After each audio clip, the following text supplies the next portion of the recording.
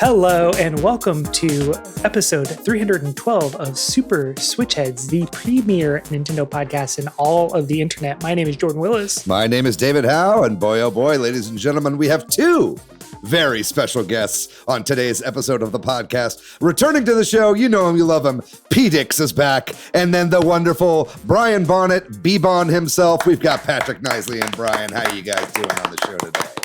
I'm doing great. I'm happy to be here. Very good. Yes, I am also doing well. Thank you for having me. Well, thanks for joining us. B-Bon and Patrick are here to talk with us about, the interplay between the Switch 2 and the Steam Deck, and like what features the Steam Deck kind of inspired the Switch 2 and vice versa, and just talk about that conversation that the consoles seem to be having with each other. Before that, of course, we're going to talk about the news. Mario Kart released a pretty controversial update, to say the least. People are not pleased. Super Mario Strikers is coming to, or is coming to NSO, which people are very pleased about. So, the duality of Nintendo. And then we also are going to talk about maybe like the new Street Fighter cast coming out, and it sounds pretty insane. But before we get into all of that, how's everyone doing today? I'm doing okay. I had a pretty difficult week at work last week, so it was nice to just kind of like spend some time chilling with friends for the most part this week. And it was very good. Did some gaming, saw some friends I hadn't seen in a really long time. Shout out to Ben. Some other stuff like that. So all in all, it was really good. I saw a couple movies that I really enjoyed. I really liked F1. I thought F1 was actually pretty good. F1 the movie, starring Bradjamin Pitt. But other than that, though, I think it was pretty good. I had a good weekend. Yeah, I'm doing all right. I'm officially not working, so I've been kind of taking more time to set up the new place that I just moved into. So that's been nice to have that time. And this past weekend, what did I even do? I went to Sam's Town Point for the first time ever, and I feel like a true Austinite finally after 15 years. 17 years. Wow. Okay. Time is not, anyway, but I'm doing pretty good overall, it's just nice to finally settle in. But Patrick, B-Bon, please take it away from me. Yeah, I've been doing pretty good. Just working more than I thought I would this summer, including this week and last week. And that's been good for me financially. Very good. But it is made thing, which is actually really important. You gotta have money to put the food on your roof. That's a hot take. Yeah. It is. I was kind of thinking that this summer I would work a lot more on Monochrome Heights and bring it home, and I still am, but it's just not been quite the way I thought. So I've been pushing it, or pushing myself rather, I should say, to do some work at nights and weekends and stuff. And I am chipping away, so I feel good about it. I don't know. It's just summer, so it's crazy with summer camps and work and stuff. But it's been good. It's good to have you back on the show. Our cup overfloweth with P-Dix here. We had you on 3 weeks ago or 4 weeks ago, something like that. So it's really nice to have you back a little more frequently. Yeah. How about you, Brian? How you doing? Today was a pretty solid day. Monday's my day off. So, just kind of, I went for a swim and then did some errands, got a haircut, about to go on a trip. Looking fresh. Yeah. Thank you. Where are you going? We're going to do a little national parks tour. We're going to go to Arches National Park, Canyonlands, and Mesa Verde. Wow. Sounds like a good While time. you still can. Yeah, while they still exist. Pack that SPF, boy. I bought special shirts just to help out. Very good. Very good.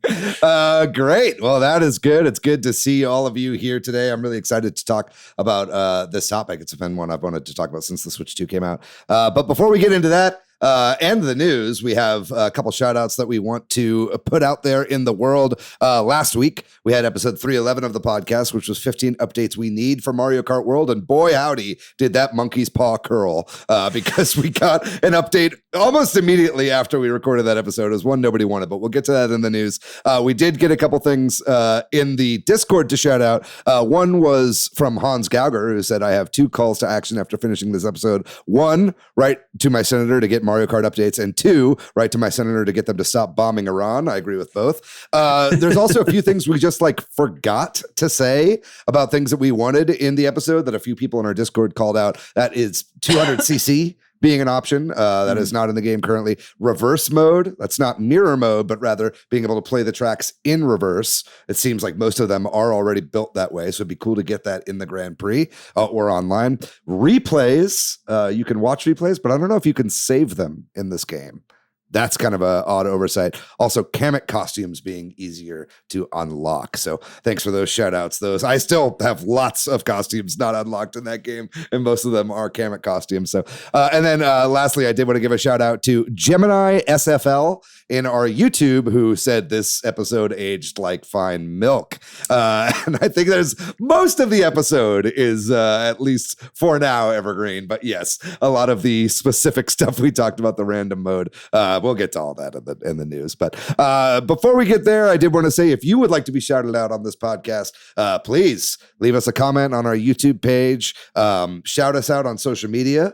Tag us on Instagram or Blue Sky or any place like that. You could post a comment to Reddit or somewhere. Share the show out there with your friends. Word of mouth goes a really long way. We also have a Patreon. We'd love it if you guys would subscribe to, and a Discord. We'll have links to all those in the description, but we'll talk about that at the end of the show. But all said, thanks for listening, and we'll hope to shout you out next time if you have something to say about today's episode. Still getting this intro down. With all that out of the way, let's get to the news, because there is a bevy of things to talk about, gang. And I think we're going to start with that Mario Kart World controversy. So Nintendo has put out an update, the first major update to Mario Kart World. And it's not like a major content update or anything like that, but they did change up quite a bit of how the online works in the game. And basically, the way that it worked before, and as we talked about in our episode last week, when you're playing online versus races, when you select random, it would always pull from the pool of tracks, and it would basically guarantee that you would get a circuit race instead of these kind of intermission races going from one place to the other. Nintendo saw that everybody was doing that and I guess took the opposite advice or what people wanted and basically made it to where now those intermission tracks are also in that pool of random. So the majority of the time when you're playing online now, it is those intermission tracks, utilizing the open world and stuff like that. A lot of people are really upset about this. This has led to some review bombing, but I'm actually really excited and interested to see what you guys think about this. Do you guys play this game online? What do you think about this update? And is this souring your experience with Mario Kart World at the moment? Honestly, if they had released this in time with like a classic mode, I wouldn't have cared at all. Because for me, I'm just like, it's really frustrating to be driving and then only get to play like one lap of the track that you finally get to. So like even just thinking about it more after we recorded that episode, I was like, yeah, I just want a classic mode where like, I just want the option, and Nintendo's not known to give options. So that's a little frustrating for me personally. And I was already kind of tapering off a little bit on this game, and now I kind of just don't really necessarily have an incentive to go back. Yeah, sadly, I've had a pretty similar experience. Patrick, what about you? Have you been able to play since this update, and do you have like a dog in this race? I have not played since the update. I've only played online a few times. I've mostly been playing Switch 2 with my son, and we've kind of mostly just been messing around in other modes. And I think my preferred mode in Mario Kart World right now is the Knockout Tour. Right. And I don't think that's affected by this. And I actually really like driving between the tracks for that, which like makes sense. And that's where it makes sense. So it hasn't really bothered me personally, but I understand the situation and I sympathize, and maybe I'm a foolishly optimistic, but I think this game is going to have something with traditional 3-lap races patched in an update at some point, but maybe not. I feel like it will. And I feel like this maybe even helps that, but I'm not sure that it will, but I kind of think that it will. I kind of think this game's going to have a few big updates, and I think that could be one of them. It would make a lot of sense for it to be one, but maybe it makes too much sense. Yeah, but it's kind of all bets are off, I think, now. I don't think anybody thought that they would do this, right? So it's a little shocking. What about you, Bebon? Is this something that you are sad to see, or how are you feeling about this? I played a little bit. I didn't even realize that the update had come out. I've mostly been playing Knockout Tour. Mhm. When I go online, I've also just been doing some free roam, just vibing out. It's sometimes nice to just do a thing with no stress. Yeah. And if it's late and I'm about to go to bed, doing a Knockout Tour is the opposite of what I want. So just kind of doing some P switches and stuff to just kind of like, I don't know, explore a part of the map I haven't really seen yet. Mhm. I've been doing a little bit of that, and it's just been nice. I know a lot of people are like boo and poo-poo on free roam mode, but I don't know. I think it's cute. Yeah. I don't know. I think the more time that goes by, I think the less I like this game. And I think that it's like, I think it was very exciting at first. And I think that for me, I was such a big online player of Mario Kart 8. And that's part of why I love that game so much is there's 96 courses to play online. It's just this kind of endless, variety as you're playing. And I love playing against people that are like actually really good and it's challenging. So I think for me, this was a big bummer to see. I do think that we will be getting updates here, but I also kind of think this is one of the best times to ever review bomb something. You know what I mean? Like I'm usually not a big fan of review bombing, but it's like, this is kind of fucked up. I think that it is a little strange and not really fair to have something out in your game and then completely change how a system works after like 2 weeks of the game being out.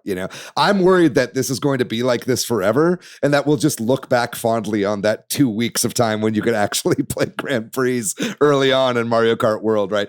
Obviously I do think they are going to do stuff, but I think that Nintendo kind of needs to hear that people are mad about this. You know what I mean? And I think that, them having their brand new system out with their system seller, tracking at really low user scores on Metacritic is going to send a wake up call to them either way. And I think that, a lot of times when review bombs happen, it has nothing to do with people actually having played the product or watched the movie. This, I think, is clearly something else. So this is one time that I'm kind of in support of it. But we'll go ahead and move on because we got a lot more to get to. But I definitely wanted to get y'all's opinion on that. So I'm glad we did. Real quick, we'll go ahead and talk about some breaking news that came out today. And that is that apparently there's going to be pricing changes for Nintendo Switch 1 systems, games, and the NSO subscription in Canada. Specifically, there was an update on the Canadian Nintendo website saying to expect more news August 1st on price changes to these specific things. They didn't say anything about Nintendo Switch 2. Actually, they said that Nintendo Switch 2 games and the system, those prices will not be affected. But it seems like there's going to be a price increase on Switch 1 games in Canada. Anybody have any idea what this might be about? There's been a lot of speculation, but I don't know if anybody really has gotten down to it yet. Just to be clear, they didn't 100% say it's going up, right? Yeah, I guess you're right. They did just say pricing changes, but they said like due to market conditions or whatever. So that usually means bad news. And if it was going down, I don't think they would announce the announcement. Yeah. Right. Like, right. They would just do it and be like, yay, we're the good guys. Yeah. So, I mean, this is kind of crappy. I mean, especially because I feel like Canada thought that they were going to be exempt from a lot of the tariff shenanigans that are going on with a lot of Nintendo in North America. I know that, Nintendo ships directly to Canada. It's not like they're imported from the US. So no one really knows what this is about exactly. But I suppose if you're Canadian and you have got a bunch of Switch 1 games you're looking at buying, it might be good to get those purchases in before August 1st. Odd news. We'll follow this more as we get more information. But go ahead and moving on to the next bit of news here. Super Mario Strikers is coming to NSO, and by that I mean Nintendo Classics, on July 3rd. This was a game that was at all the preview events, and it looks like it is now officially coming out. Anybody play Mario Strikers for the GameCube? Are you guys excited for this at all? No, but I am very stoked to play this. It's really funny to me that now it'll be 3 out of 4 of the games are like multiplayer focused games on the GameCube NSO. Kind of interesting to me, but trying to really make use of game chat is my initial guess. But yeah, I never really got to play this one, and I'm so stoked to get to try it out because it looks like a lot of fun. And I had a good amount of fun with the new one, but I never really felt compelled to buy it at full price. So this one just being added to the system is nice. Yeah, I agree. Yeah, I played a bunch of the one on Wii, Strikers Charged. It wasn't great, but I had a lot of fun with it. And so I kind of want to try this one out. So I'm excited that it's coming out. Yeah, I think a more like stripped down experience compared to the newest one that had like all these bells and whistles when I hadn't really played the series before that. It was almost like overwhelming. So I think going back to the first game, I think is going to be really nice. And it looks like from this footage, at least, that the game did have a widescreen mode as well. So I think, again, that's 3 out of 4 games that have widescreen on the GameCube app. But I don't think a lot of those are going to be coming out in the future. But yeah, I'm curious about that though, because like, this trailer's in widescreen, but like, is it going to be in widescreen? Has that been on the other games? Are they in widescreen besides Wind Waker? Yeah. Well, Wind Waker doesn't have a widescreen mode, but like F-Zero GX and Soul Calibur both had widescreen modes back in the day on the GameCube, right? So whenever that happens, they just fill out the Switch 2 screen. So that's pretty nice to see. But we'll go ahead and move on. Right after we recorded last week, we actually got a little bit of news dropping about Drag and Drive, the new multiplayer game coming to Switch 2, the kind of wheelchair basketball game. This now officially has a release date and a price, that being August 14th and $20. Seems to be about fair for the amount of content that seemingly is in the game. But it is good to have a release date for this finally. It looks like it's coming out August. Are you guys excited for Drag X Drive, or Drag and Drive, I think is how it's actually pronounced? I think I'm excited for more Switch 2 games. Like, I just like talking about that Mario Kart news makes me think it's just like everybody's so focused on it because it's the main thing, and it's part of it's the part of the problem of why everybody's upset about this or that. But like, so yeah, I'm ready for the moment where there's like 3 or 4 titles that are, mid to good out, that where we're not so focused on that. And I think August 14th sounds like we'll have 3-ish. So I guess so. Yeah. Seems like we're getting one game a month, no matter the size of the game, at least for now. Hopefully we get another game in August. But do you have something there, Brian, that you were going to say? Yeah, no, I would say it looks interesting. I definitely, at $20, it definitely has my interest peaked. I'm more likely that I'll end up getting it over not. If it come out at like $40, then it's probably like, I'm going to wait to see, 1, if it's good, and 2, if other people get it. But $20 seems, I can throw that. I can do that. Yeah, I'm in the same boat. Once it was like $20, I was like, I definitely just want a game that focuses on mouse controls and just really feel that out and see what that looks like and see if that's something that I'm interested in, and there's really not a ton of good mouse support games out right now that I currently own. I know there are some games that got like updates and things like that, but so yeah, that's what I'm mostly excited about, is just to try out the dual mouse mode support. Totally. Yeah. I think I'm going to be picking that up. Again, I think mainly for that reason. But it's also, I like when Nintendo does these kind of weirder, smaller games. I want to support that, especially a game that has a really unique input method like this. I mean, this is very similar to an idea that I had about a Katamari game where you use mouse mode to push your Katamari ball, using 2 mouses at the same time. I think the plural of computer mouse is mouses, not mice. I don't know. We'll have to look that up after the show. Somebody fact check us in the comments. But I'm excited for this. It seems like it was maybe like a mini game that they put in Welcome Tour, that then they were like, let's just turn this into a full thing. I think it did come out as well that it's not going to have local multiplayer, which is a real bummer. What? Excuse me? That might have just changed my opinion about this. Yep. This is going to be an online multiplayer only game. No word on if it's going to have game share. If it does, well, you'd need 2 Switch 2 consoles in order to properly do that, I suppose, at home. You couldn't really game share it to a Switch 1 because you'd have to have the mouse mode, right? So, the mouse mode. Yeah. So this seems like it's going to be an online-only game. So I know that definitely put a damper on a lot of people's... Though, and thinking about it too, even if it was local multiplayer, I would need more Joy-Cons. Yeah, unless there is right. like a controller option, which Can't imagine. I would imagine that there would not be for this game. Yeah, that'd be a little weird, but I didn't think about all that. yeah, a lot of people are really writing off this game already, gang. I'm not gonna lie. Like, I think that the Nintendo's not doing it any favors with the art style of it. It looks very plain.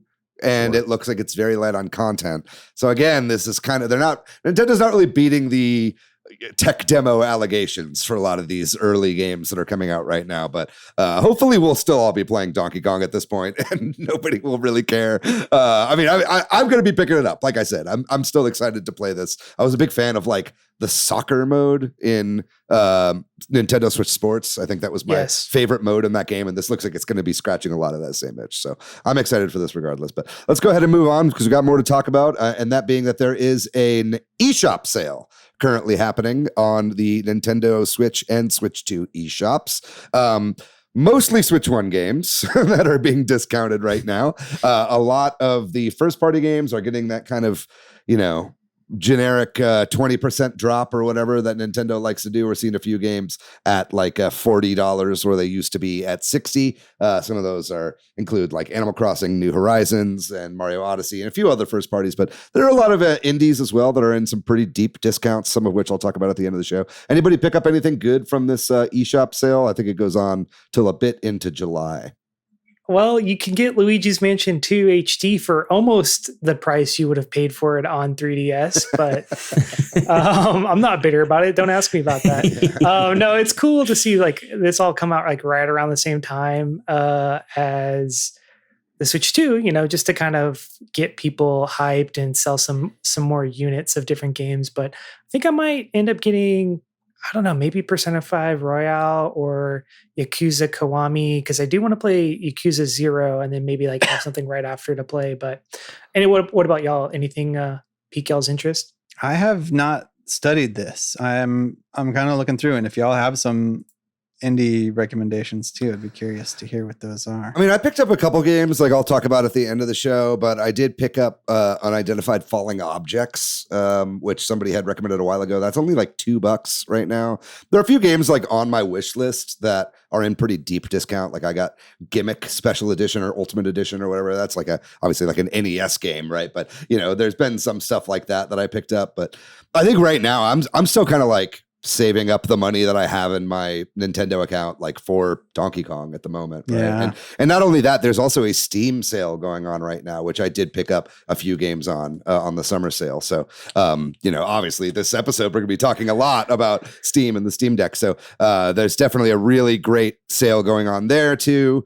It just seems like right now there's not as much games that are really, you got to go grab these right now, probably because they know people will be getting them regardless of discount because people have new hardware and they want to play games on their new system. So it's worth checking out. I don't want to poo-poo anything, and I'm sure we're forgetting a lot in there. But if you picked up anything in the Nintendo Switch eShop summer sale, please let us know in the comments and join our Discord because we have a little eShop channel where we talk about good deals and stuff like that.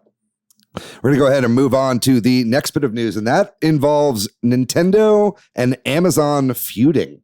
As people who are longtime fans of the show will know, Nintendo has not been selling products on Amazon for a while now. Amazon was not a part of the Switch 2 pre-orders, which I think they were probably pretty disappointed about because that was, a few million of those things sold at retailers, right? So, but it seems that Nintendo recently has gotten their stuff back on the service. A lot of people were not really sure as to why. Bloomberg has put out an article where they looked into it and they kind of did some digging with their own sources. And apparently what they had been reporting was that third-party resellers were kind of buying in bulk from Asia Nintendo products, games, systems, and stuff like that, and then undercutting the MSRP from Nintendo on Amazon's actual platform, kind of in that sold by Amazon section that you see a lot when you're actually shopping on there. I will say that this is alleged. This has not been confirmed by either company. And in fact, both companies are saying this was not what the reason was. Apparently they have both reached out to Bloomberg and said that, but not a lot of people believe that at the moment. It doesn't really make a lot of sense why they were feuding in the first place. I think kind of the previous theory had been because of broken street date with deliveries and stuff like that. But are any of you guys invested in this story? Like, I don't know if we're all still shopping on Amazon. I let my Prime subscription lapse a while ago. Yeah, I try not to if I don't have to, or if there's a different option available. But I will say that does kind of fit with sometimes you would order a game on there and it wouldn't be like the US version of the game. And because Switch is region free, it didn't really matter. But I was like, that's odd. I ordered a copy of this game from a US retailer, but I am getting the European version. Like my Mario Kart 8 Deluxe is like the PEGI version. Weird. Right? It's, yeah. And I was like, it works. It's totally fine. But it's like, yeah, like I feel like I'm not the only one that's happened to on Amazon. So to me, that makes this hold a little bit of water at least. Mm-hmm. Yeah, in addition to the other reasons that I try not to shop at Amazon, like that I think we're hinting around at, I also don't like to shop at Amazon for this reason. Like I've gotten fake and weird and, crappily made things, and it's hard to tell. And I feel like you have to spend a long time like looking at the store and who's selling it, and even then, so I've basically kind of. So I understand why, this might happen, or why some company might be like, we don't want to sell our stuff on Amazon because people are getting tricked and getting weird things or whatever. Yeah. Either way, the feud seems to be over. We'll see if we hear anything more about this, but it is interesting seeing the two girlies fight. We'll go ahead and move on here to our next bit of news. That being a bit of a charming bit of news about Death Stranding 2. The latest game from Hideo Kojima is doing really, really well critically. I know a lot of people are really enjoying this game quite a bit. It's getting really great review scores, but fans of the game that have beat it incredibly quickly have noticed that the credits to this game include a credit for Nintendo Pictures.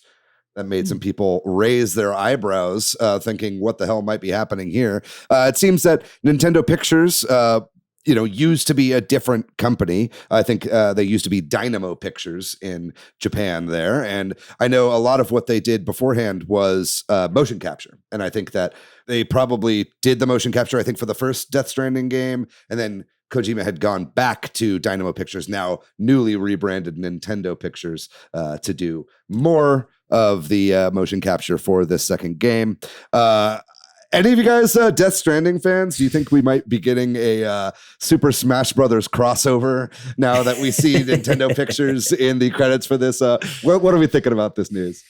I find it interesting. That's cool. I just picked up Death Stranding on the Steam sale because I've been wanting to play it for a long time, and it's like very cheap right now. So I'm excited to dive into the weird little universe. Plays remarkably well on the Steam Deck, actually, all things considered. I never finished that game. I got to go back to it. But what about you, Jordan? I know you're a PS5 boy now. You going to be playing Death Stranding 2 anytime soon? No, because I still got to play Ghost of Tsushima and finish another game that I talked about, and then maybe Spider-Man, and then catching up on 20 years of Sony history. But I do want to play Death Stranding because I do love the Metal Gear Solid games that I have played, and I'm also honestly, this is such a deep pool. I'm a Boktai fan. Like I'm a big Boktai Let's go. fan. You got to bring your PS5 out into the sun in order to play Death Stranding 2. So I don't know. I just like when Kojima does like something out of the box, So I don't know. I'll probably eventually play it, but definitely makes me think about like branching pathways for revenue to come in, and how, like, for example, like Skywalker Sound is part of Disney now, and they're making so much money off of that, even if it's not their movie. Yeah. And I'm wondering if Nintendo is going to use this as like a similar revenue stream to make money off of motion capture technology that they don't necessarily have to do anything else on the game. Yeah. It's just interesting. Yeah. Yeah. I'd be interested to see what else they're cooking up over at Nintendo Pictures, because I'm sure, the vast majority of the other credits for that studio have been first-party Nintendo games and Nintendo-related products. So, I'm sure that they've got a lot that they've been working on. I'm sure a lot of the, motion capture for Donkey Kong Country, if some of those apes did some dances or whatever were done there, but we'll have to see. Also, if beat 'em ups is to be believed, Death Stranding Director's Cut might be coming soon in an upcoming Nintendo Direct, but we'll have to wait and see. I'm sure this week, as soon as this episode comes out, that direct will be announced. We'll go ahead and move on to one of our last bit of newses. We are going to be moving away from Nintendo news and talking about the new Street Fighter movie. Apparently this is happening. I wasn't actually aware this was happening until I saw some of the casting rumors coming out, but I'm actually not sure if these are rumors or if this is now confirmed. This is coming from the Hollywood Reporter, but some of the cast has been revealed, that being 50 Cent as Balrog, Jason Momoa as Blanca, Orville Peck as Vega, which I did not know Orville Peck was an actor. Just because he wears a mask? Yeah, maybe. Is that it? Is this bullshit? That's crazy. Roman Reigns as Akuma. That's one for the wrestling heads. That's actually pretty good casting right there. And there's been some other things kind of teased as well, but nobody knows if it's really accurate. Did anybody even know the Street Fighter movie was happening? This is news to me. No idea. I didn't know it was happening, but then like I was reading it all. Well, the Mortal Kombat movie did so well. It makes sense that they'd take another crack at Street Fighter, and with Street Fighter 6 being pretty big, it makes sense. Just what a crazy cast list. I think what turned my head was when they announced Curtis 50 Cent Jackson as Balrog. I was like, okay. I haven't seen him act in a movie in a long time. Yeah. Orville Peck is so funny, man. It's so funny. It's such a crazy. Really on the nose.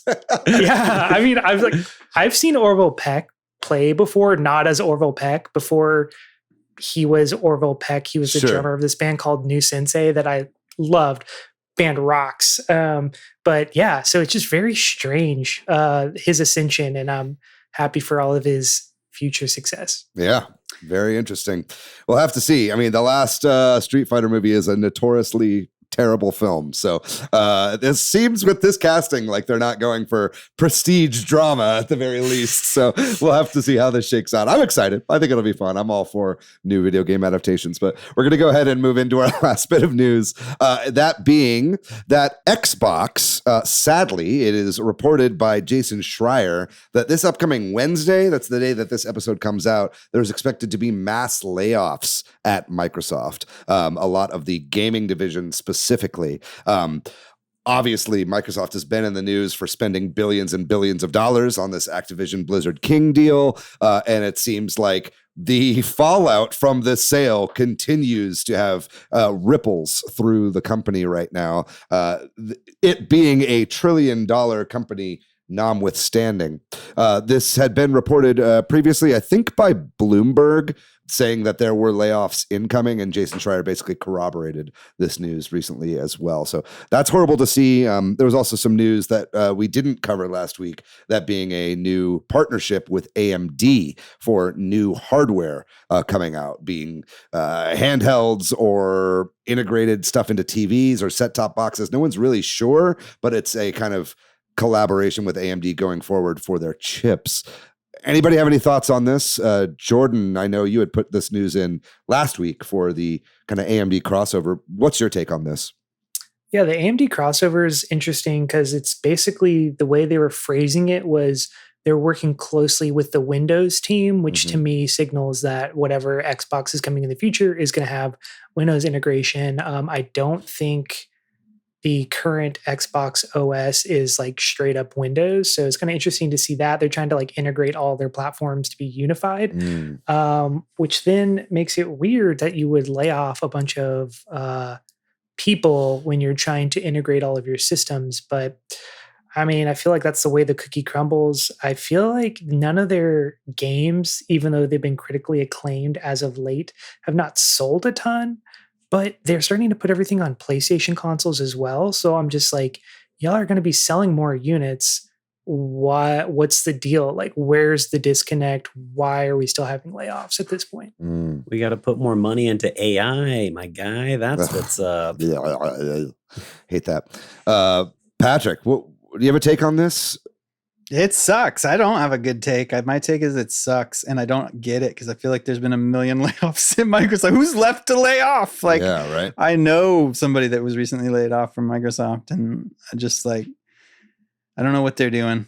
And I saw it wasn't like I saw like EA gave its CEO a big raise. I just like it just makes me sick the amount of money that like some people are making, and then we're laying off other people. We talk about it a lot, but it still pisses me off. Yeah, it's still an ongoing problem. And it you know, that we keep thinking like, oh, we haven't heard any like news in a while that there have been mass layoffs, but it is happening like every week. Like there was a couple weeks ago, I think Platonic laid off a bunch of people as well. So it's not just the big AAA major studios, but man, the more time goes by, the more obvious it is that Microsoft should have never acquired Activision. That was such a bad move for the entire industry. I think that it like not only caused major problems within Microsoft, obviously, but I think it kind of kickstarted a lot of the entire industry going into this big downward spiral here, just as they're just dropping billions and billions and billions of dollars for these mergers. You know, it was just a terrible idea, and it really emboldened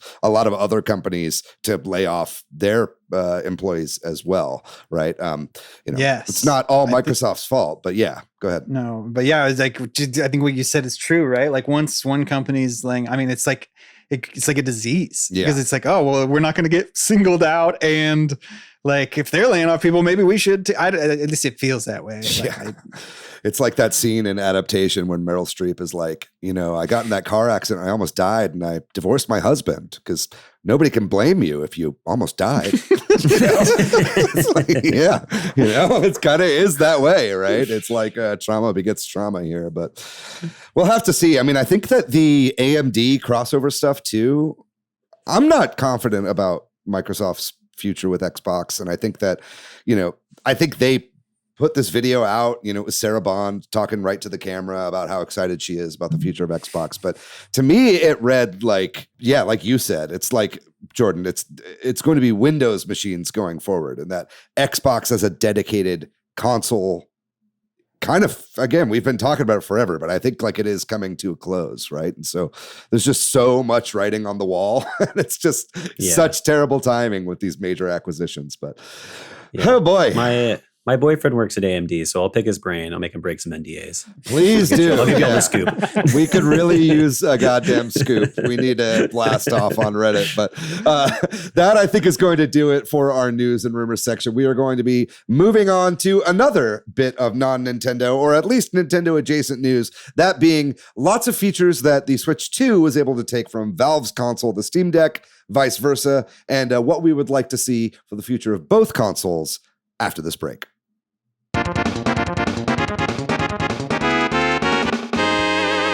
And we are back. We are back here with Patrick Knisely and Brian Bonnet to discuss the Switch 2 versus the Steam Deck. Now, I want to go ahead and start out this conversation being that, as far as I know, we're all pretty big fans of both consoles here. And this is certainly not going to be should you buy a Switch 2 or buy a Steam Deck?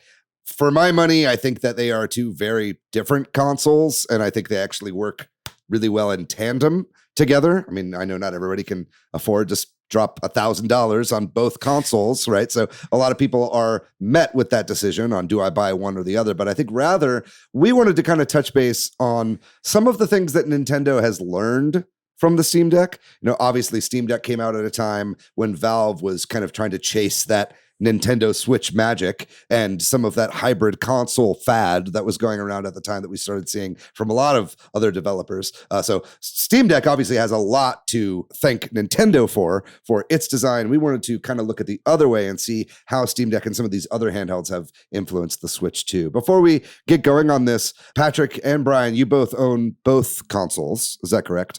And Jordan, you do not own a Steam Deck yet. Is that correct? Are you ever planning on getting one? I don't know. I thought this episode was like low key you trying to bully me into getting a Steam Deck. But you know, honestly, I was really thinking about it when it first came out, but you know, my Switch was like good enough. And now I feel like I'm going to fall into that same pattern where the Switch 2 is good enough. Mm-hmm. but I mean, I'm open to it. It's got to be the right time and the right moment. I don't only have so much gaming time Absolutely. that it's like hard for me to justify buying into that ecosystem. The one trick would be that I already have a ton of Steam games, but That's how they get you. yeah. Yeah, I do love my deck. What about you guys? Just kind of, I guess, what are your thoughts on kind of the Steam Deck? I know you guys have had one for a while, but in this post-Switch 2 world, is your Steam Deck not getting any love right now? Do you still have a lot of love for the system? Where do you guys stand on the Switch versus Steam Deck overall? I have not been using my Steam Deck too much since the Switch 2 came out. I feel like that's probably going to shift here shortly, especially post me picking up some games on this sale that's going on. I can imagine I'm probably going to pick up a couple more because there's a lot of crazy games on there that I've been wanting to buy for a long time, and they're getting hacked down pretty low. So it's looking pretty juicy. So I'll probably grab some more of those. So I imagine that, like, it'll be a nice way to supplement our one game a month that we're going to get on the Switch 2. So I can kind of pad it out. So I am still happy I have one. I still enjoy my Steam Deck, but it has gathered a little bit of dust post Switch 2 release. What about you, Patrick? Yeah, I'm in the same boat. I haven't actually turned it on in a little while, so I just turned it on for the first time in a little while. And that's not entirely for any good reason. Like, it's somewhat right now in this moment, it's been like, we have the Switch 2 and it's new, so that's like the fun part. And also to just be like, well, maybe we try this old game on it and see if it runs faster. Even the Switch 2, I'm feeling like I'm not using it to its full capacity right now, because I'm kind of like, well, one or two more games and then we'll be there, I feel like. Yeah, I'm certainly using my Switch 2 as a Switch Pro right now, the majority of the time, which it is a fabulous Switch Pro. I'll say that. I do think that is really nice. I very much still love my Steam Deck. And I think playing my Steam Deck in the past week or two with, Steam Next Fest and the Steam sale and stuff like that, kind of made me realize how much I truly do love the Steam Deck. I think, just ergonomically, I mean, it feels so much better than a Switch 2 in your hands, right? And that's not to say that the Switch 2 is a deeply uncomfortable system, but it's like, after having played my Switch 2 exclusively a lot in handheld for about 2 weeks straight, going back to Steam Deck was like, oh, so nice. You know what I mean? And I think that there are a lot of features, which we will talk about here, that Nintendo kind of half took from the Steam Deck. And then going back to the Steam Deck and seeing a lot of these features that have been around for a really long time and this quality of life that you just don't get on Nintendo's new hybrid console, I think really kind of puts a lot of it into perspective. And so I think that there are kind of three categories that we'll kind of be talking about here. And that is things that Nintendo Switch 2 took from Steam Deck, or features that kind of came from Steam Deck maybe originally, things that the Switch 2 could still take from Steam Deck. That's features that the Steam Deck does now that the Switch 2 does not, that we think will fit well into this system. And then also we wanted to throw a bone to Switch 2 and talk about some features that the Steam Deck could take from the Switch 2. So whenever, maybe Valve will put out an update for their system, or the next hardware revision of whatever the Steam Deck 2 is going to be down the line, there are probably some features that they could take from Nintendo that go around. So we'll go ahead and get started then with things that Switch 2 took from Steam Deck. And I think that one of the big ones that was talked about beforehand that I actually only found out today when I was doing research is fake news in a way, was we were promised by, I think, Nate Bildorf or one of the Nintendo of America spokespeople at these preview events, that games would have per game remappable controls on the Switch 2, a la the Steam Deck, right? Now, that kind of exists on Switch. It exists in GameCube games and N64 games. You can remap those controls on a per game basis, but not system-wide, like was earlier reported. In fact, when you use Google's AI, it tells you that, yes, you can remap games on a per game basis, but that's referencing a Nintendo Life article from before the Switch 2 came out. So just another reason why Google's AI really sucks. But oh yeah. But yeah, did you have any thoughts on this, Patrick? So I guess this is new to me too. Right? Like I kind of thought you could do it per game as well because of this. So you can't do it at all. It's No, and in fact, there's a much more robust controller changing option within Nintendo Classics, being the N64 and the GameCube version, where you can change the right stick. You can make up, down and down up for people that don't like to play inverted. A lot of those games had inverted camera controls when they released originally, right? And all the remapping, is really smart within those apps. But then when you go to the actual system, and even the quick access menu, has the controller remapping right there in the quick access menu.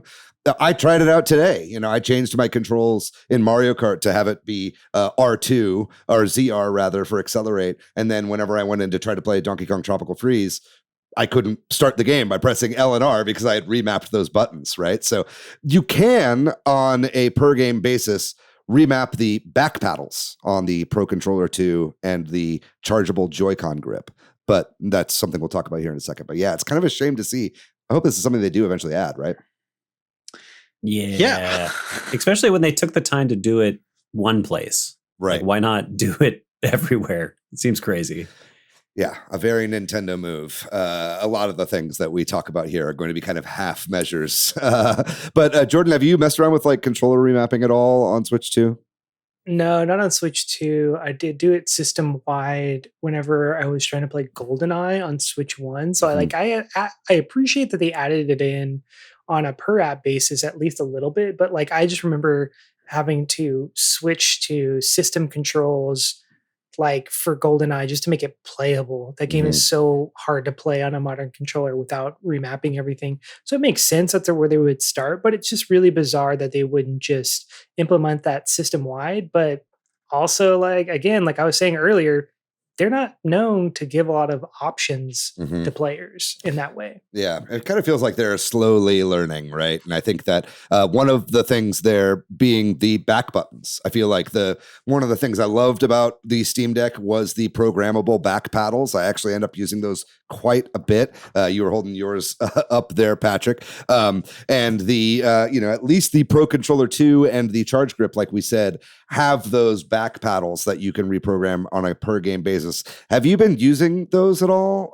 Do you like those on the Switch 2? Has anybody been using those? I haven't picked up my Pro Controller yet. I'm excited to have access to that, but I've been kind of dragging my feet. Not because I don't want it, just money. Yeah, no, I feel you. Yeah.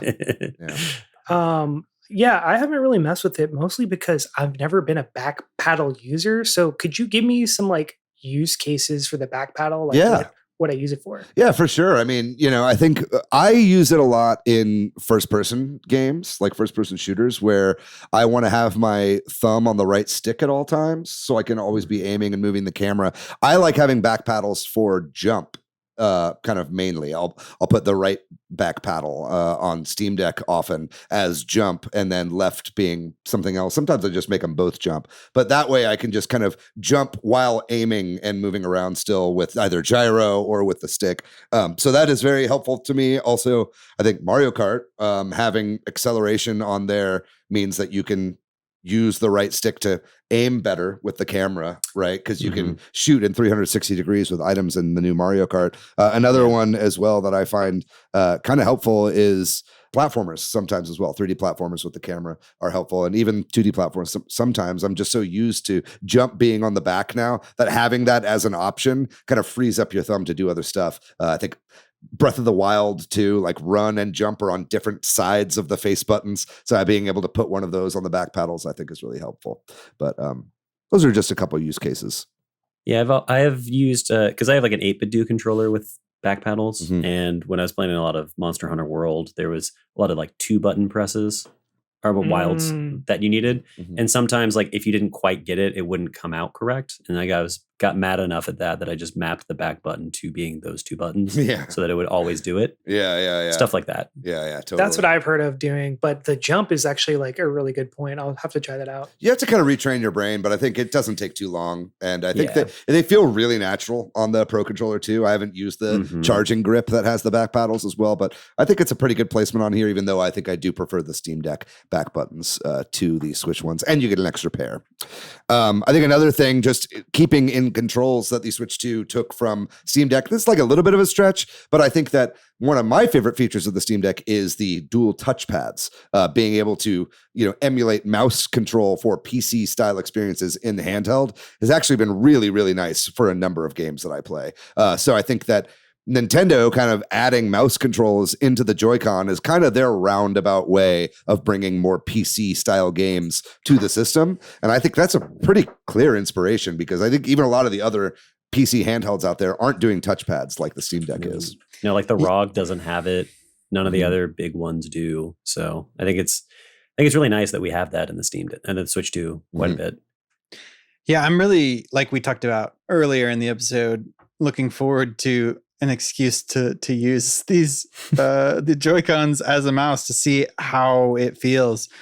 The obvious statement here that on the Steam Deck, it's a button that's always there that I'm a little bit worried about on the Switch 2, where it's your Joy-Con that you have to then detach right, and kind of be in a different position. Whereas on the Steam Deck, if you need your mouse, it's just right there, and your buttons are still there in the same way and all that.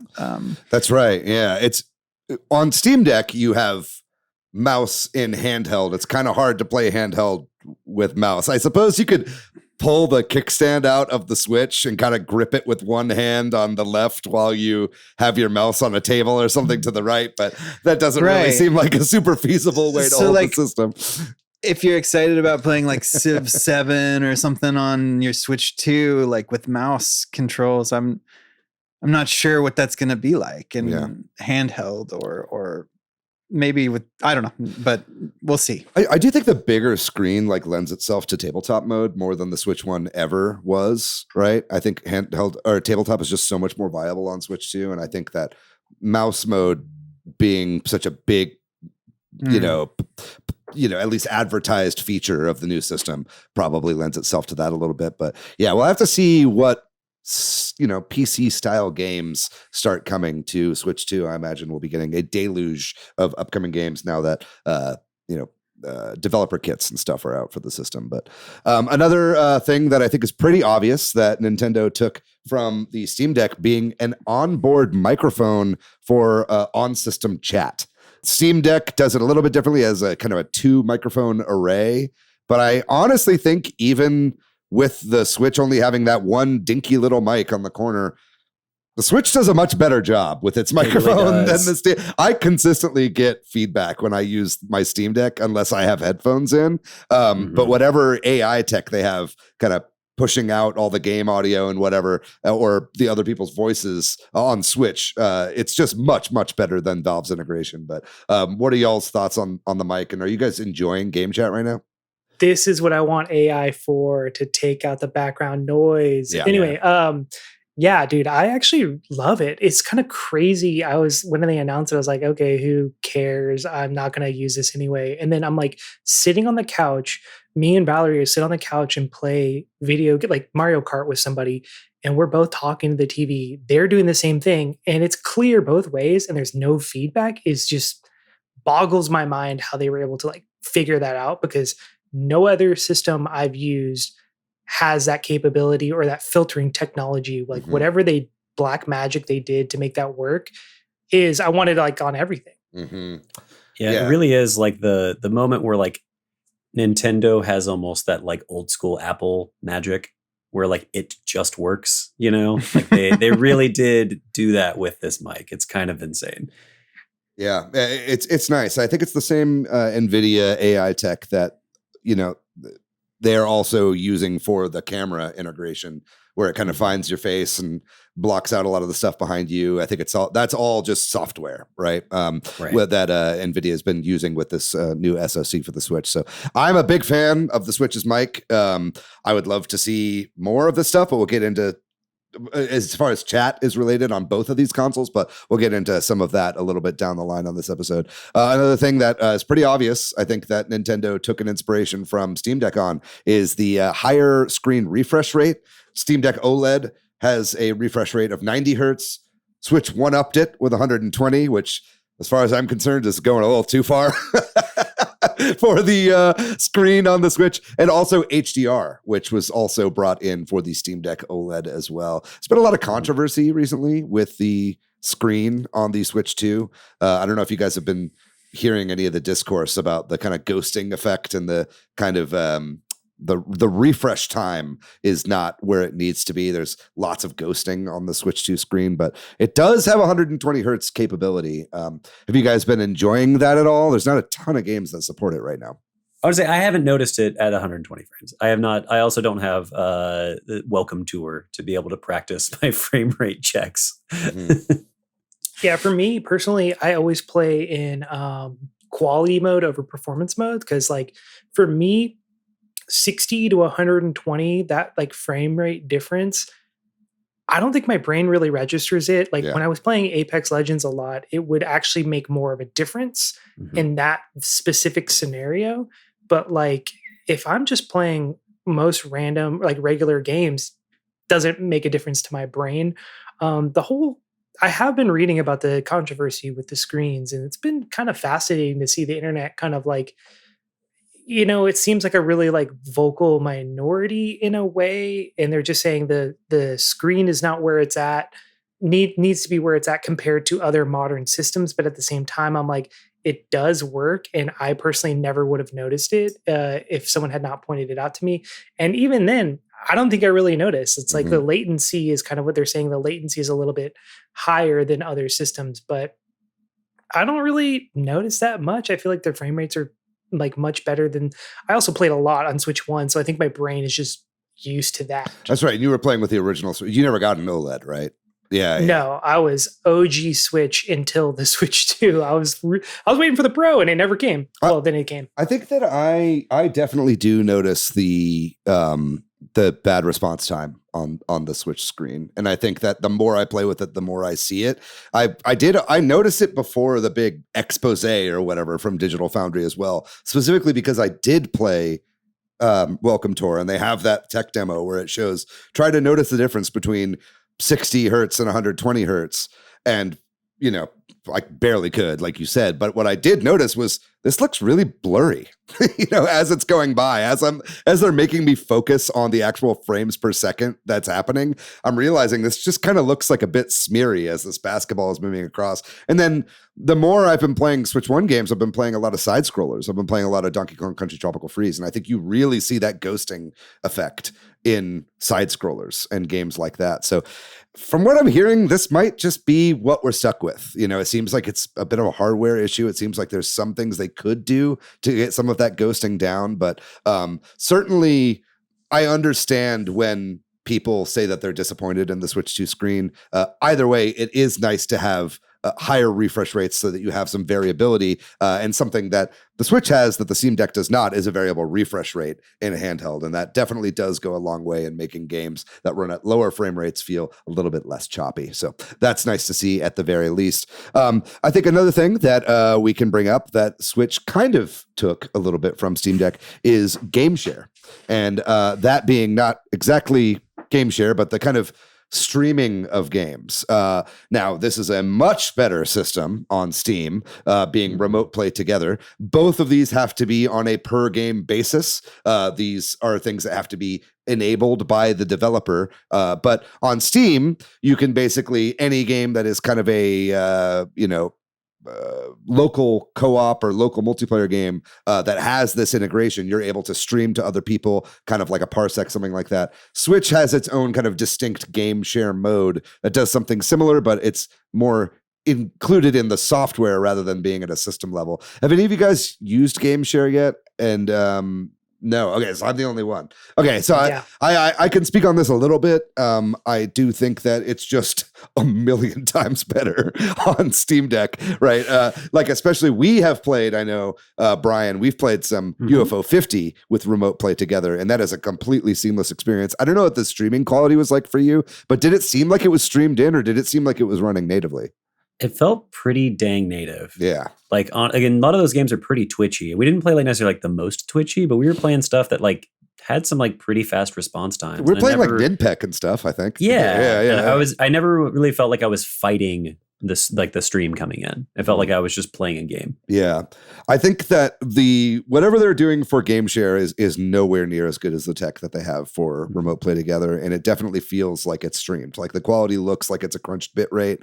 And it kind of makes the screen smaller too, because you're being streamed to lower resolution. And I guess they kind of have these black bars around it in order to compensate. It's just an ugly experience. It's better when you're streaming to someone in person using that Wii U streaming tech. But when you're doing it over the internet, the latency is kind of bad. And especially some of the games they have showing it off right now is like Fast Fusion, which is a super fast moving game. You really see that bit rate take a hit during games like that. So I think it's probably best for games like Clubhouse games or whatever, where you're going to be having mostly still assets on the screen, right? I think Captain Toad would probably be a good use case for that as well. But we'll go ahead and move on. I think another thing that they have is some form of game sharing, and this is not game share, but rather family sharing, which is what they call it on Steam, is around in kind of the virtual game card system. Again, this is a very borked version of what you have on Steam, but it is something that I think Nintendo put out at the very least to be like, look, we're also allowing family groups to share games with each other. I know it's been confusing trying to set this up just with us on the show here, but anybody have any thoughts on the Nintendo's version of the Steam family groups? I liked it when it was the unofficial version and kind of made more sense than their official version. It's still the better way to do it, I think. Yeah. I just I was actually last night trying to be like, oh, okay, I'm going to go check in on David's like library and see what do I want to play.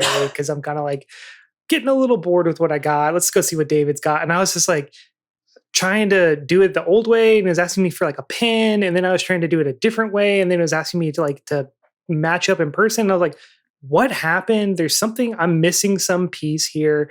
Whereas like David and I are Steam family members as well.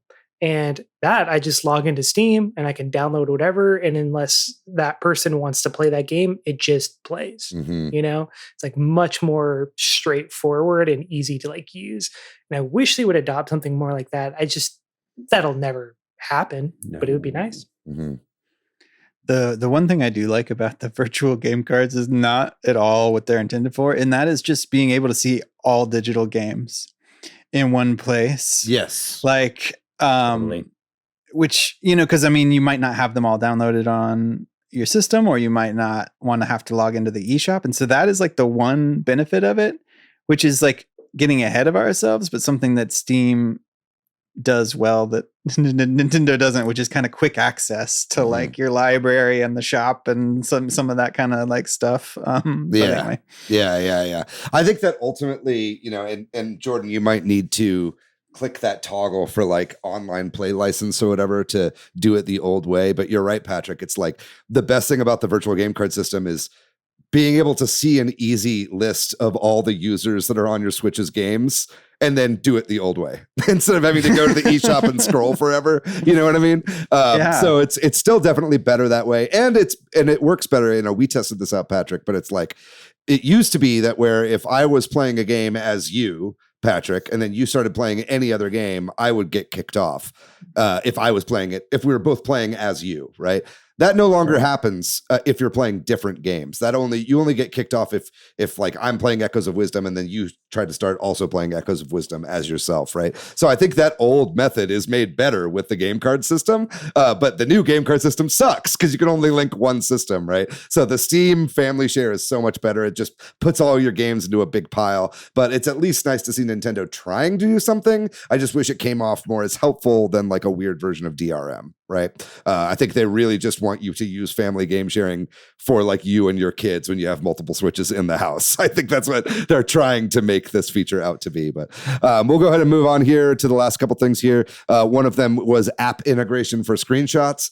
Finally, Nintendo Switch has this functionality with its app. The Steam mobile app also does this. Granted, this isn't just a Steam Deck thing. A lot of the other consoles have this as well. But I will say sharing screenshots directly from the Nintendo Switch Online app has been way better with this new integration with the Switch 2. And I think that this is just hands down a huge improvement over Switch 1. I wish they would add this to Switch 1 as well. I don't know why they couldn't. But it's definitely a nice feature of the Switch 2.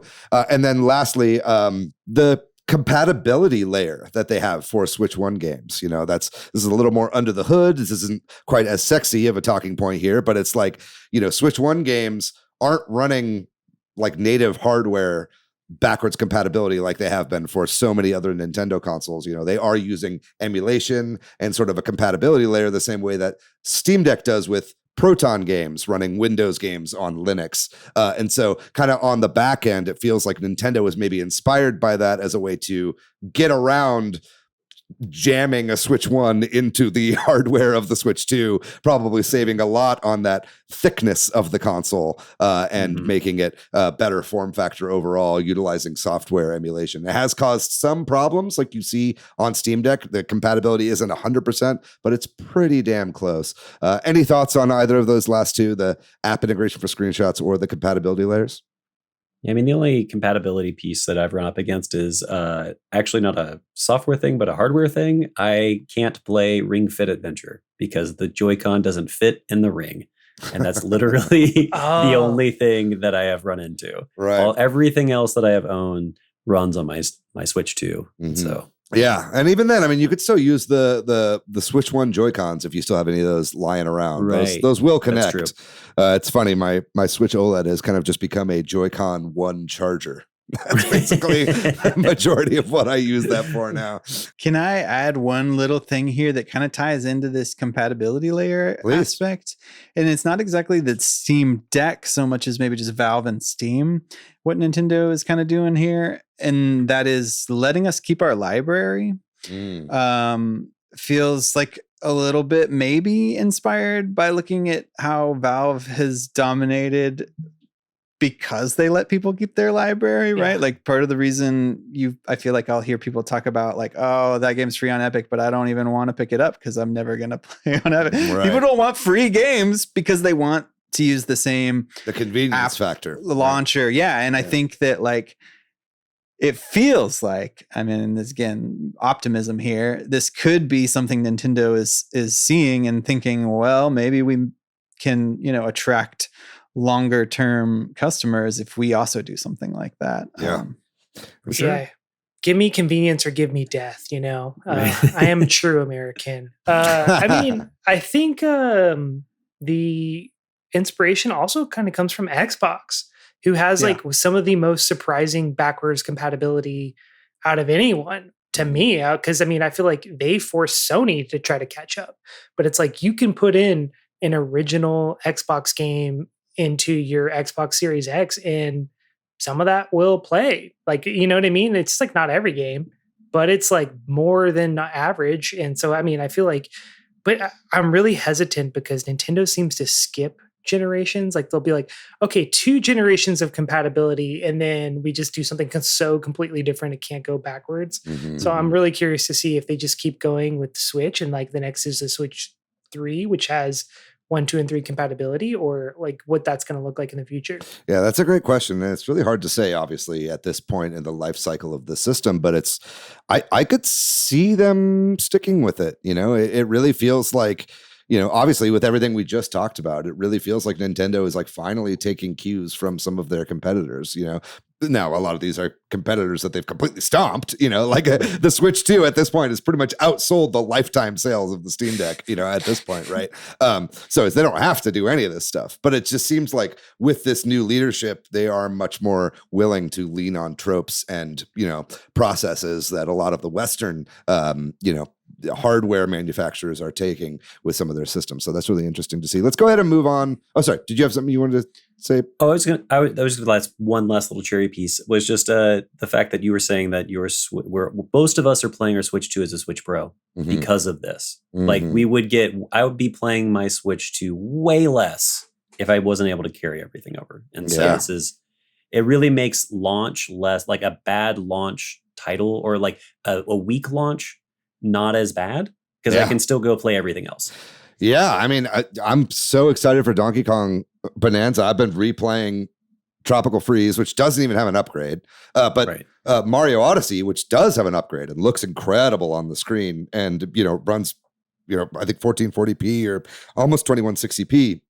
on the system when it's docked. It's really nice to have some of these updates for the system, and I really hope we see more of those coming through, or at least that toggle, please, to allow me to play games in 1080 in handheld. But let's move on to things that the Switch 2 could still take from the Steam Deck, because there's a number of features that Steam Deck still has on Switch that I would like to see them implement. And let's go back to controls here, just kind of filling that out. I think that we already kind of talked about it, but I think Nintendo really needs to just take that plunge. Okay. You have a great system with the N64 and GameCube remapping. It actually works really, really, really well. Just put that in to the quick access menu, right? And that way, if you go to the main menu, then you'll have like your full controller remappings just the way that you always did, from the actual system menu. But in that quick access on per game, right next to the GL and GR menu you have for the Pro Controller 2, that's the perfect place to put these per game settings, right? So I think that's something they need to add. Something else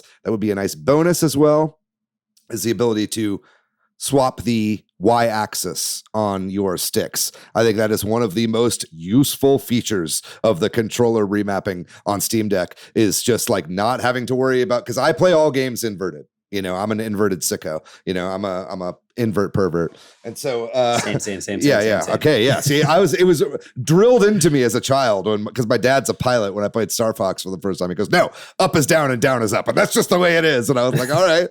And so I had to learn it that way. And so I've been playing first person games like that ever since. And some games just don't have that option, especially 3D platformers. Right. So I think the ability to add that would be huge. Being able to slam gyro into everything is also an incredible feature of the Steam Deck that I'd love to see brought over, but that does kind of open up a can of worms on how granular you want this to be. I think the difference between Steam Deck and Switch is that Switch is much simpler and a lot less tinkery, right? But did you have any thoughts on this, Patrick?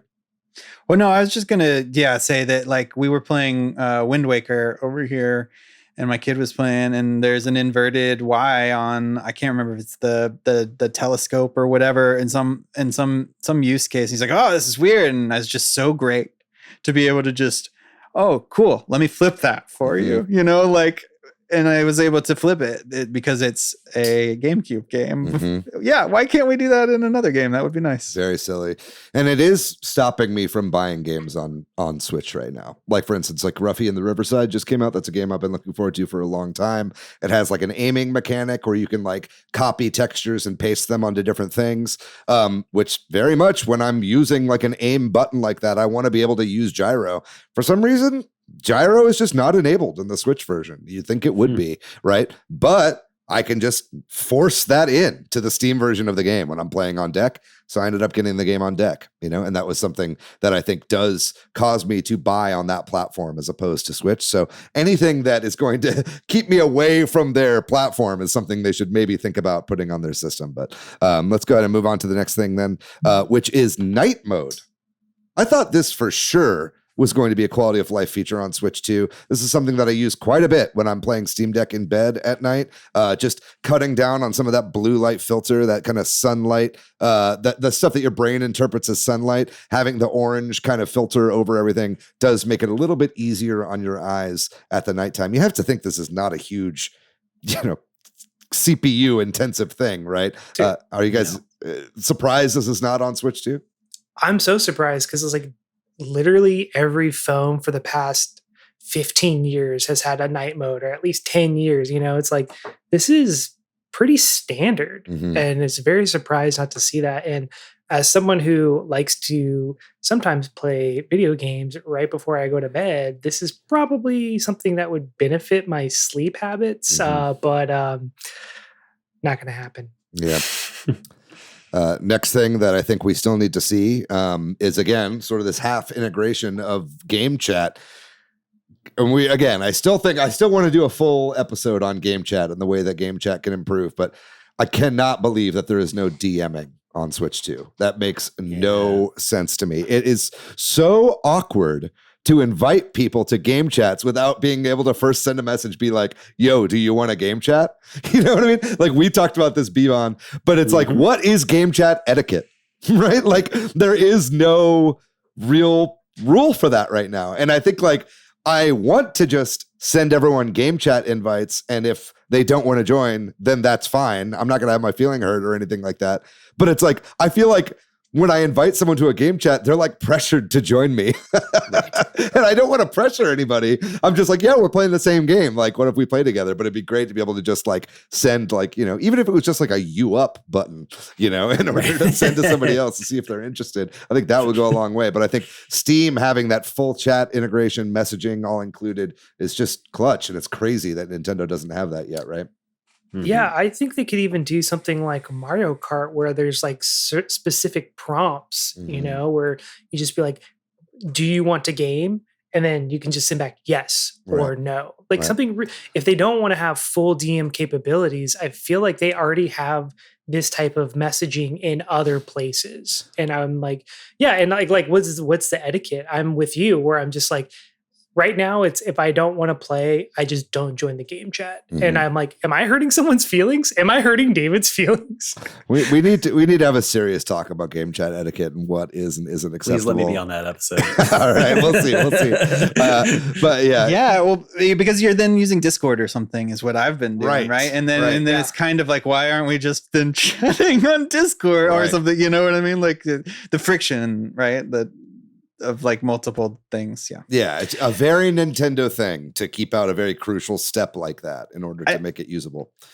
I was wondering if I could just add on one little thing here too. Please. That's not exactly messaging and full chat, but is sort of related. And I think I would love it if the Switch 2 took some tips from Steam Deck or just Steam in general with sort of viewing your friends' information and like having that sort of community tab and stuff like that games have on Steam with like reviews.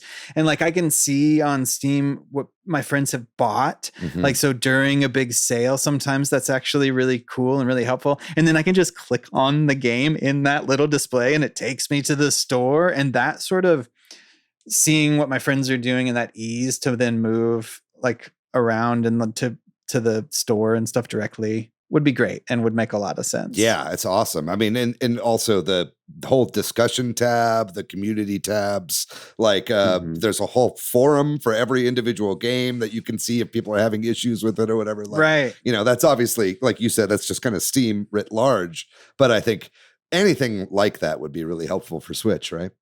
Yeah. The one ask, just let me add someone after the chat's made. Jesus Christ. Yeah.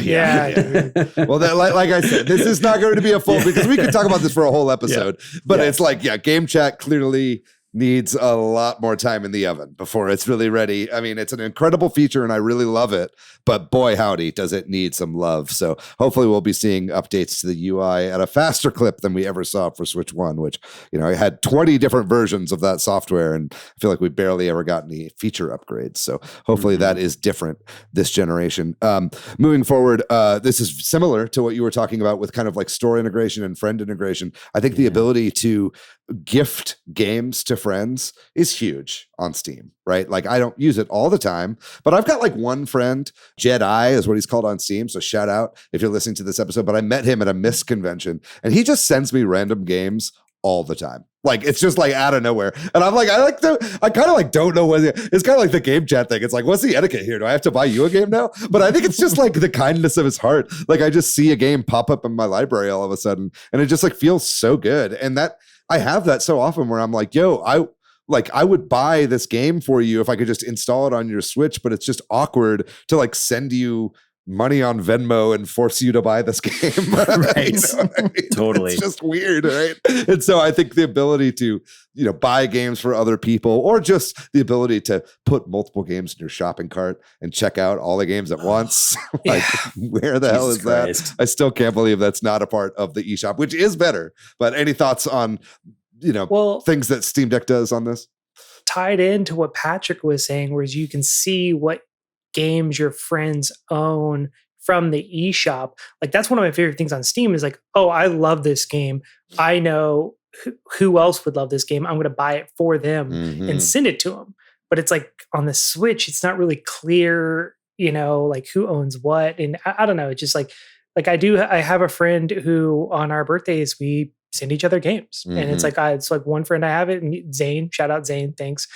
We just send each other games like on our birthdays, and it's just like a really nice thing, it's like that would be such a beautiful feature to implement. Yeah, I think it's high time, and it's just nice, I think it's just more sales for Nintendo of things that people would maybe never buy on their own, right? I think, it just makes for, like you said, it's a very easy gift to give a person, to send them a digital gift. And it just can really make somebody's day, So I think that was something that I'd really like to see. I think we have on here just remote play being extended to all games, I think, or at the very least, some of the features that they have for like Nintendo Switch online games, like playing those games online with other people. It feels like they're trying to work that into game share, but I would love to see that as a system-wide ability rather than it's a menu you have to program into the game itself. You know what I mean? Having something where you can stream games from an OS level instead of on a per game basis, or even being able to do that without having to use game chat, right? I think would be really nice, because right now game share is tied to game chat. So it's like, if I want to use game share with someone who has a Switch 1, I'm not able to do that unless I'm in the same room with them. If I want to play with somebody, like for instance, I tried to play some Switch 2 games over game share with the Switch 1 with one of my friends that lives in Chicago. I couldn't do that because you have to utilize game chat in order to do that. So that feels very much like Nintendo is being like, buy the system if you want to have this functionality, right? And I can't blame them for that.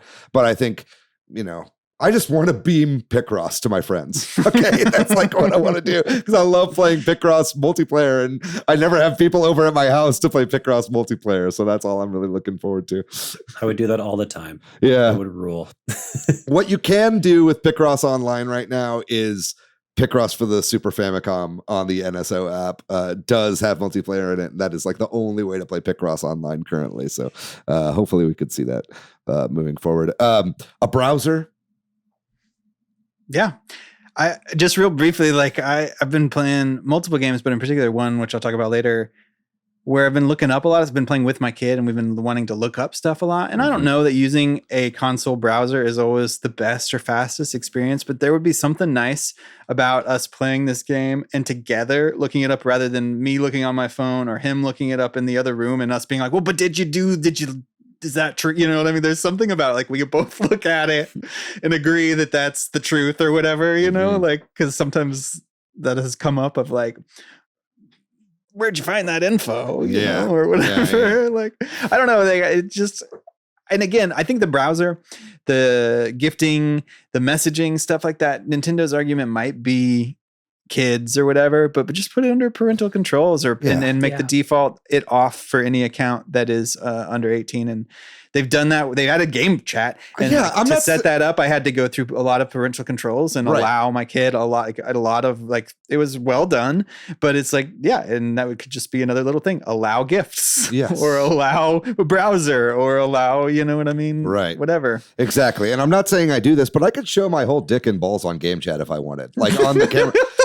So it's like, why are we pussyfooting around all this like other stuff as if it's going to like corrupt children? Like, you have the worst stuff possible on the system already. You know what I mean? So it's like, again, I'm not saying I do that, but Dicto chat. Dicto chat. But it's just like, clearly, like you're saying, they have this parental control stuff there for that purpose, right? So having a browser is hugely helpful for me on Steam Deck. Like, and even like the little notes ability that you have on Steam Deck, I use that all the time. Notes and guides. That's another couple things on Steam Deck that are just so nice to have, like especially for like games like Myst or Riven, where it's like, or Blueprints, where you're like having to constantly keep notes as you're going. Having a little notepad right there on the system to where you can, put stuff in or look up guides on how to do whatever. Wii U had this ability. You know what I mean? So this isn't even something that Nintendo needs to take from Steam. Like, you could do this on Wii U, have a different tab with the browser to look up what you need to do for a walkthrough or whatever. So I think that's something that would really be helpful. And it seems like, with the extra horsepower of the Switch 2, you could have this running side by side without it taking up too much game performance. Yeah, and I wanted to add one last thing before we get too far away from this topic, but like a lot of these features on Steam are free. Mm-hmm. And game chat will no longer be free. I think it's at the end of March 2026. Mm-hmm. And then it's all tied to the NSO subscription. And I'm like, if I'm paying for this, I want these features that are free on a lot of other systems. Mhm. You know what I mean? So like I think that's just like something that can't be understated is like this is a paid feature. Add features, man. Mhm. Yeah, I agree. We'll go through some of the last ones here pretty quickly because we're starting to get into the weeds on some of these, but I think some customization of themes or UI, that's something that Steam Deck does really well. You can customize the opening boot video if you want on Steam Deck, right? You can change the themes they're on completely. You can add plugins, which, again, we're starting to get into we're getting into too tinkery territory where Nintendo's not ever going to realistically add any of this stuff. But I think just the fact that clearly Valve was like, people have been asking for Switch themes for a long time. We better put the ability to change up your themes a little bit on the Steam Deck, right? I think that that's something that obviously Nintendo could take a page from. They don't need to add custom boot animations, but I think stuff like that is really nice to be able to tinker. Some under the hood stuff would be really nice. I'm not asking for Nintendo to have a full Linux desktop that I can switch to if I want, right? But I think, the ability to decide what resolution a game plays at, again, on a per game basis is really nice on Steam Deck. Like you can set game profiles for every individual little thing you want to do. You can change the output when you're in docked mode on Switch, but that is just carte blanche for everything, right? So I know there are some games like Hitman World of Assassination that plays really, really well when you force your Switch to play at 720p. You know what I mean? But like if you're playing that back at its original resolution, the game runs terribly, right? So it's nice to have that ability, even though it's but it's like hidden behind all these weird system menus and stuff like that. So I think having that at a little bit more the forefront, especially as they're doing more power intensive games where people are now wanting good performance out of their brand new console, where they've been really pushing like this is a performant console, right? I think stuff like that is really helpful. Yeah, I mean, they're never going to do anything like Steam did with making every Steam Deck like a dev kit, but it's been really nice as somebody who's making games to try your game out on the Steam Deck. And I was just thinking about the browser aspect. I was thinking about how if you did have a browser on Switch 2, you could upload your game to itch and just go to itch and play it. And maybe that's another reason they don't want a browser on there, is because people could just go to itch and play games and it would look like they're on Switch or something. And that might be a bad look for them, quote unquote, I don't know. Anyway, that's just where my brain went thinking about some of this stuff. But I watched a video of a guy trying to play PS5 games on his Switch by going to like Chiaki or whatever the streaming setup is that you can do through browser for Xbox and PlayStation and stuff. Because there is like a browser you can get to through the back end of, there's a couple menus you go that need to open up a browser so you can like authenticate or whatever. So you can go to these sites, but it's just really hard to do. And you have to like, set your DNS every time you want to do it. So it's completely not feasible, right? But it'd just be cool to have that officially supported. And then I think lastly, one of the things that Steam Deck does that I think Switch could really use is a better refund system. You can refund games, but you pretty much have to call Nintendo of America, like a cuck, and just sit there on the phone and just be like, I'm sorry, I bought this. Can you please refund me? And they're like, we'll do it this one time, but you better not do it again. You know what I mean? And it's just a embarrassing experience to have to do it. I hate it. I've done it like once or twice before, but it's like, it is just so much better on Steam. They just have a no questions asked. If you played for under 3 hours, you can refund any game. And I think that is huge. And I've done it multiple times. And sometimes it's not just because I don't like the game. Sometimes it's like, oh, I actually really like this game and I want to get the complete edition or whatever, and so I'm going to refund the base version and get the one with all the DLC included because it's on sale, right? So I think that is just something that would be really great for the Switch 2 to have. Well, let's go ahead and move on. We're going a little long here, so let's wrap this up. I think that, I don't want to just completely shit on the Switch 2 the whole time, because I think the Switch 2 actually does a lot of things really, really well, and a lot of things better than the Steam Deck. I mean, the Switch 2 is a more capable system. It's a little bit more powerful and has a lot of features that the Steam Deck doesn't have. And I think that there are a few that Valve could continue to take in its next generation of systems, one of which is camera integration. I think that it's not perfect at all on Switch 2, the webcam integration. And I'd love to see, especially in a revision of the console, a camera built right into the system itself, right? But I would love to see that on Steam Deck. I think that there's a lot of really cool stuff in game chat that I think Valve taking some of that technology would just do so much better already, a better user interface, better user experience and stuff like that. So I think that, Valve taking some of that game chat idea and turning that even to an even more robust chat experience on Steam would be pretty cool. I don't know do you guys see yourself using video stuff going forward? Is it like convenience a problem, or what do you guys think about video on Switch 2? I've had fun with it. Yeah. I think that it's cute. It's nice. I've just my setup is basically where my computer is, so it's very easy for me to move it over. So I've had fun with being able to see people while I'm playing games with them. It seems not like it. Watching the videos, people doing it, like on the reveal of game chat, I was like, I'm never gonna do this. And then I did it, and I was like, actually, this is pretty cute. Yeah, it's cute. It's fun. Yeah, I've never done it on Switch, but only because I have one webcam and it is plugged in right here to do this little old podcast and whatever streaming I did when I did a little bit of streaming. And the only other webcam I have is attached to my laptop. So it's like, but it is nice to see that at least I know there was like some announcements recently about different companies upgrading their firmware to be able to integrate better into the Switch 2 like ecosystem. And so like some webcams that were choppy or didn't work as well are going to be like working now in the future, especially like Logitech has confirmed which ones work. I want to say Elgato and another, I cannot remember the name, where it said they were going to release firmware updates. So it's cool to see that, but I want to see what would get me to use it more is one, Game Boy camera on NSO, and two, just more integration in games. Like, like 3DS had certain games that used the camera on that pretty fun ways. So that was what would get me to use it more. But at this point, I don't feel compelled to really hook a webcam into my Switch. I think it's almost guaranteed that Switch 2 revision of some kind will have an onboard camera and lower bezels and stuff like that. But I would like to see at the very least webcam integration be brought into Steam Deck. But I just love to see a camera on both of these consoles. I think that it's a good idea.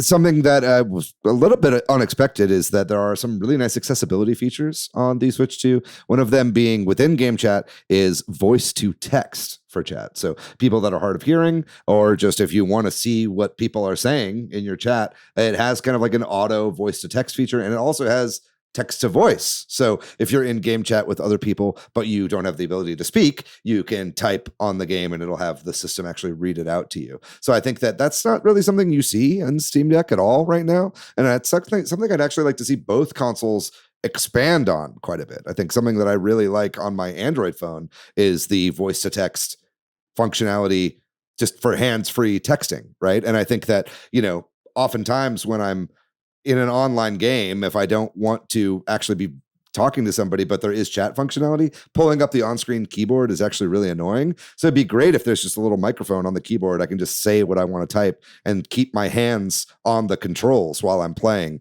right? And I think that's just a much better system. So that's something I'd like to see that from Nintendo brought over to Valve and just expanded in general, on top of maybe some auto translation tools and stuff like that for games that are Japanese or in other languages, so you can just play those natively on your system. I think the second USB-C port is actually quite nice to have that ability on the Switch too. And I think that that is something where I'm holding my Steam Deck and I'm like, man, you don't really think about it until you have it, but it'd be nice to have a USB-C on the bottom and the top of this console. I think maybe the ROG Ally does that. One of the other handheld PCs has the 2-port system, and I think Nintendo probably took it from them. But it's really nice to be able to have that functionality, and it would make docking the Steam Deck a much more pleasant experience. Yeah, I was gonna say the whole aspect of getting it on there and then flipping the thing in, which are like a lot of the docks do. It's not terrible, but There's a reason the Switch one started on the bottom, right? It's certainly not elegant. Yeah. I think that would be really nice to be able to do that, and that certainly wasn't their main thinking there. A kickstand as well, just kind of like making the Steam Deck more of a tabletop. Be able to do a tabletop mode at all, which is not really something you can do with the Steam Deck, would be a nice feature as well for their next system. And then I think lastly, I have on here proper easy video recording. I think that is such a wonderful feature of the Switch, is to be able to just record the last 30 seconds of gameplay. Obviously I think that could be better on Switch. I'd like to have a full minute or be able to pick how long that I actually record for, but there isn't really a solid feature like that for Steam Deck. There is a plugin that you can do, and I think they have like a video recording thing, but it doesn't work as well, and it records for like an hour and a half or something, and then you like pick what you want to keep, and it's just not as elegant as Switch's system, where it's just, oh great, that was a hype moment, I can just grab that. Very cool feature of the Switch 1 and the Switch 2 that I would love to see expanded to Steam Deck as well. Were there any other things from Switch 2 that you'd like to see brought over? I can't really think of much. I mean, just the video stuff is really nice. Does Steam Deck have a dedicated chat button though? It does not. No. I do think that's really nice. Even if game chat is underbaked, like having that just be one button that you press and pull up would be really nice. I can just picture it. Steam Deck has really great friends list and friends integration and DM capabilities. Just pressing that, and that's what comes up instead of having to go through the menu system. And it's not like a button takes up that much space. You know what I mean? And also with customization, if someone's like, I will never use this on Steam Deck, you can remap it. Yes. Yeah. You know what I mean? Point. So like, I do think like that chat button, the little C button, beautiful addition. Yeah, I do like it. Yeah. Well, I think that is going to do it for our main topic here. I think, ultimately, I am still a very big fan of the Steam Deck. And I think, time could change on this. But as far as I'm concerned, Steam Deck is still my favorite video game console of all time.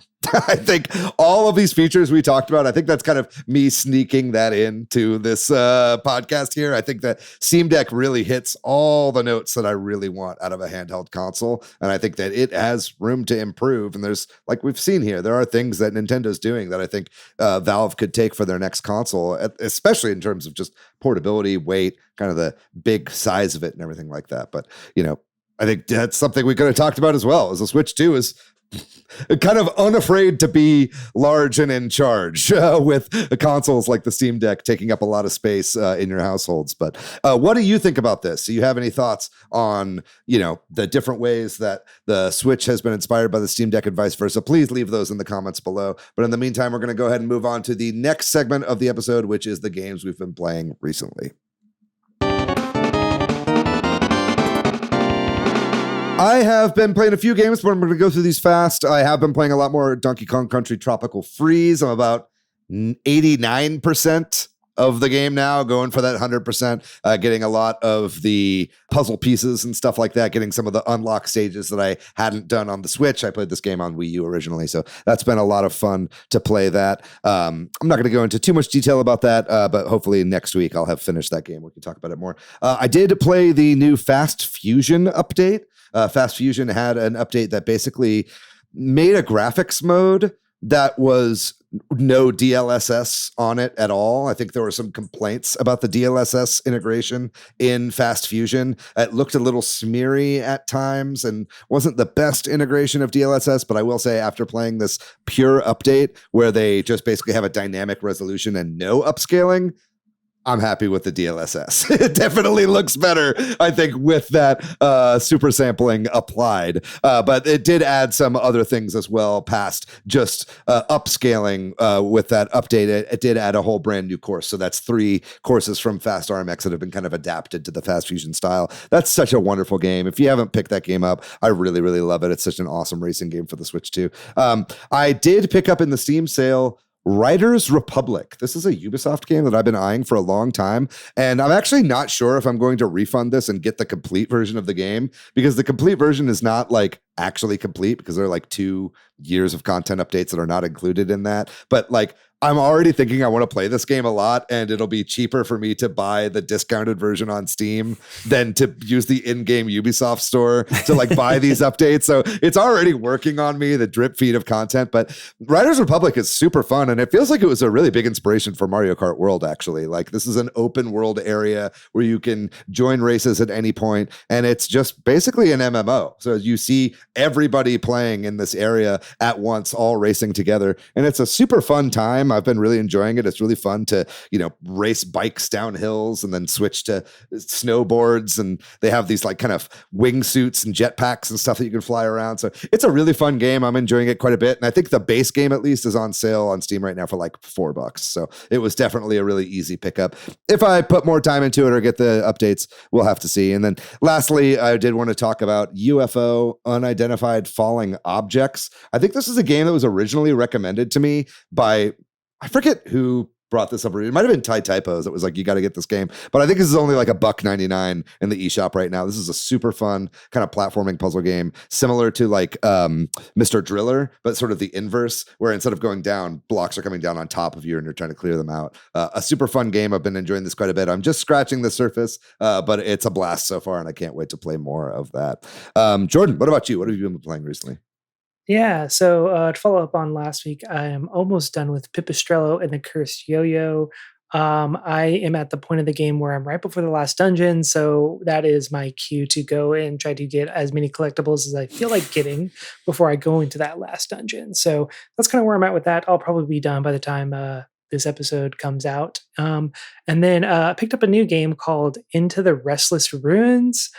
This game came out about a month and a half ago, and it's on discount right now in the eShop. So if this sounds like something you'd like, but it's a deck builder, but mixed with like a Vampire Survivors like. So basically, your deck is the map that you're building. So you're building this maze dungeon that you can go through, and different rooms have different abilities, and then you have a section of the game, so you only have a certain amount of mana to spend, and then you go and play that level that you're building, and then it's like a Vampire Survivors like game where you're running through auto firing kind of things, and sometimes you have to use, and there's a mechanic where there's like a torch, so you only have like a certain amount of time before the torch goes down, and you either have to go back to the beginning to exit the level or die, and then there's like a whole meter, but it's great. It's a roguelike. So far, I think there's like 6 different wardens, which is like 6 different level bases that you can go based off of. So it's not completely procedurally generated in the sense of a roguelike, but it's fascinating. That's a cool twist on that Survivors genre. Yeah. Exactly. And it kind of combines 2 things that I already like. Mm-hmm. And then lastly, once I beat Last of Us, I was like, I still have this PlayStation Plus subscription. What can I bang out before this lapses or I cancel it? And I'm playing Shadow of the Colossus for the first time ever. Oh, wow. Never played it on PS2. What a masterpiece. So I'm playing the PS4 version. I get it. Yeah. It's a great game. At first I was like, I don't know. And then I'm like, oh no, I see the threads of like Breath of the Wild is definitely ripping directly from this. Just the minimal HUD, the open world mechanics, not really telling you what to do. You just kind of have to figure it out as you go along. Beautiful game. I can see why Orson Welles ate his fat ass to death. No, it's like, what do you do after this game? You know what I mean? Right. Like, yeah, you make Citizen Kane of video games, and then you make The Last Guardian, I guess, which is like pretty good. It's like Touchy Evil. It's like pretty good, but it's not Citizen Kane, you know? Yeah, sure. So I don't know. But yeah, great game. I'll update. I'm 9 bosses out of 16. So anyway, Patrick, what have you been playing?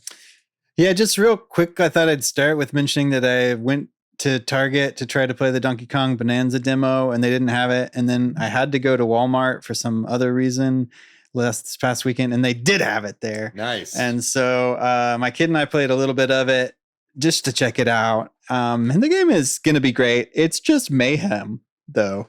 Like with the destructible environment is just crazy. Yeah. And DK's moveset is awesome. I really only got to play it for a little bit because I was like, you know what, I'll be fine. I don't need to like experience everything of this. But man, my favorite part was picking up blocks and then surfing on them. You just have a lot of movement options and stuff. So it's going to be cool.